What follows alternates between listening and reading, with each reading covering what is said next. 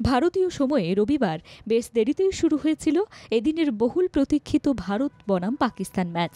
এছাড়াও বলাই বাহুল্য, এদিনের ম্যাচ ছিল দুজনের কাছেই গুরুত্বপূর্ণ।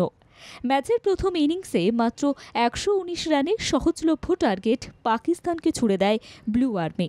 তবে তাতেও লাভের লাভ হল না। ভারতীয় বোলারদের দাপটে ৬ রানে হারে পাক বাহিনী। কিন্তু ম্যাচ শেষে সাজঘরে কি হলো জানেন? এদিনের ম্যাচের পর সাজঘরে সেরা ফিল্ডার বেছে নেয় ভারতীয় টিম ম্যানেজমেন্ট, যেখানে পুরস্কার দিতে হাজির হয়েছিলেন রবি শাস্ত্রী।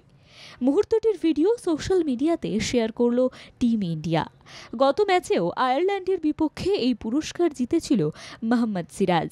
এদিনের শেয়ার করা ভিডিওতে ভারতীয় দলকে ড্রেসিং রুমে একসঙ্গে বসে থাকতে দেখা যাচ্ছে। তাছাড়াও রবিবারের ম্যাচে ভারতীয় খেলোয়াড়দের দুর্দান্ত পারফরম্যান্সের প্রশংসা করতে দেখা যায় দলের ফিল্ডিং কোচ দিলীপকে। এরপর দেখা যায় প্রাক্তন কোচ রবি শাস্ত্রীকে। ড্রেসিং রুমে এসে ভারত বনাম পাকিস্তানের টানটান উত্তেজনাপূর্বক ম্যাচের পর তার চমৎকার ফিল্ডিংয়ের জন্য সেরা ফিল্ডার হিসেবে ঋষভ পন্থকে বেছে নিতে। এদিন তাকে ঋষভের দুর্ঘটনার পর মাঠে ফিরে আসা নিয়ে প্রশংসা করতে দেখা যায়।